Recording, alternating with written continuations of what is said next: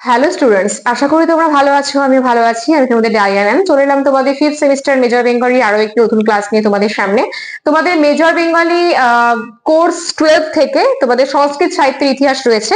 তো সেই সংস্কৃত সাহিত্যের ইতিহাস থেকে আমি মোটামুটি তোমাদের আলোচনা করেছিলাম কালিদাসটা, ঠিক আছে? তো কালিদাসের দুটো ভিডিও দিয়েছি। একটা হচ্ছে কালিদাসের সম্পর্কে, কিছু আত্মপরিচয় সম্পর্কে, আর আরেকটা দিয়েছি কালিদাসের যে বিখ্যাত কাব্য এবং নাটকগুলো রয়েছে তার অনুবাদক সম্পর্কে। তো যারা ভিডিওগুলো দেখোনি অবশ্যই দেখো এবং কতটা উপকৃত হলে আমাকে কমেন্ট বক্সে জানিও। আজকে তোমাদের আলোচনার বিষয় তোমরা দেখতেই পাচ্ছ, সংস্কৃত সাহিত্যের ইতিহাস থেকে শূদ্রক। শূদ্রক সম্পর্কে খুব বেশি জানার কিছুই নেই, খুব একেবারে সাধারণ কয়েকটা বিষয় তোমাদেরকে জানাবো যেগুলো তোমাদের প্রয়োজন হবে। তো আলোচনা শুরু করার আগে তোমাদের একটি ইনফরমেশন দিয়ে রাখি, সেটা হচ্ছে আমাদের জ্ঞানজ্যোতি কোচিং সেন্টারের কিন্তু মেজর বেঙ্গলি অনলাইন ক্লাস শুরু হয়ে গেছে। যারা তোমরা আমার সঙ্গে যুক্ত হতে চাইছো অনলাইন ক্লাসে, তারা আমাদের দেওয়া নাম্বারে যোগাযোগ করো। আমাদের যোগাযোগ নাম্বার 6295916282, আর একটি নাম্বার 7076398606। আর তোমাদের কোর্স ডিউরেশন রয়েছে 6 মাসের এবং কোর্স ফিস রয়েছে মাত্র 1199 টাকা। চলো তাহলে আজকের ক্লাস শুরু করা যাক। শূদ্রক সংস্কৃত সাহিত্যের একজন স্বনামধন্য নাট্যকার ছিলেন শূদ্রক। ভালো মতো মাথায় রাখবে যে নাটকের দিক দিয়ে কিন্তু একজন স্বনামধন্য নাট্যকার শূদ্রক। তিনি মৃচ্ছকটিক নাটক রচনা করেছেন। তার শ্রেষ্ঠ নাটক এটাই, আমরা সবাই জানি মৃচ্ছকটিক, অনেকে মৃচ্ছকটি নাম বলেন।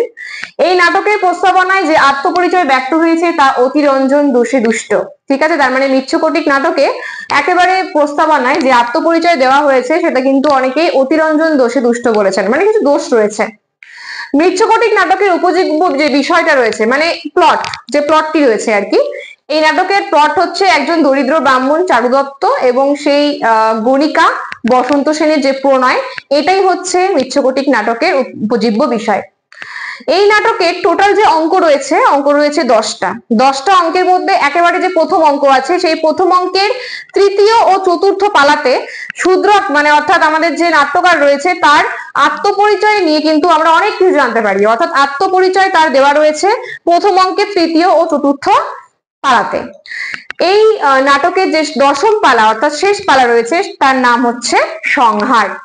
এই যে দেখো, আমি যে ইনফরমেশন গুলো তোমাদের সামনে তুলে ধরার চেষ্টা করছি, এর বাইরে আমার মনে হয় না শূদ্রক সম্পর্কে আর জানার কিছু রয়েছে। তো সংস্কৃত সাহিত্যের এক স্বনামধন্য নাট্যকার শূদ্রক সম্পর্কে যে ইনফরমেশন গুলো তোমাদের সামনে দিলাম, এগুলো ভালো মতো নোটস করে নিও এবং তোমাদের যে নোটস গুলো দেওয়া হচ্ছে সেগুলো তার মধ্যেও কিন্তু শূদ্রক সম্পর্কে আরো অনেক কিছু থাকবে। তো মনে রাখার মতো, খুব ভালো মতো মনে রাখার জন্য আমার মনে হয় যে এই পয়েন্ট গুলো খুবই দরকার। যে কটা অঙ্ক রয়েছে, প্রথম অঙ্ক এবং শেষ অঙ্কের নাম কি, শূদ্রকের আত্মপরিচয় দেওয়া হয়েছে কোন অঙ্কে, কততম পালায়, এগুলো খুব ভালো মতো মনে রাখবে, ঠিক আছে? তাহলে আজকে আলোচনায় আমি তোমাদেরকে শূদ্রক সম্পর্কে আলোচনা করলাম সংস্কৃত সাহিত্যের ইতিহাস থেকে। তো এরকমই প্রত্যেকটা ভিডিও প্রত্যেকদিন আমি তোমাদের সামনে নিয়ে আসছি। আমি জানি না তোমাদের আমার ক্লাস কেমন লাগছে, আর যদি আমার ক্লাস তোমাদের ভালো লেগে থাকে অবশ্যই একটা লাইক কমেন্ট শেয়ার করে আমার পাশে থেকো এবং কমেন্ট বক্সে জানিও যে তোমাদের কেমন লাগছে আমার ক্লাস। যদি কোনো প্রবলেম থাকে সেটাও কিন্তু আমাকে অবশ্যই কমেন্ট বক্সে জানাবে। আবারও বলছি, যেহেতু আমাদের অনলাইন ক্লাস শুরু হয়ে গেছে, যারা যুক্ত হতে চাইছো দেরি করো না। আমি কিন্তু বেশ কয়েকজনকে নিয়ে অনলাইন ক্লাস শুরু করে দিয়েছি ইতিমধ্যেই। মঙ্গলবার করে আমার ক্লাস হচ্ছে সন্ধ্যে 1টা থেকে। তো দেরি করো না, খুব তাড়াতাড়ি আমাদের সঙ্গে যুক্ত হয়ে যাও। আমাদের যোগাযোগ নাম্বার আমি আবার বলে দিচ্ছি 6295916282, আর একটি নাম্বার 7076398606।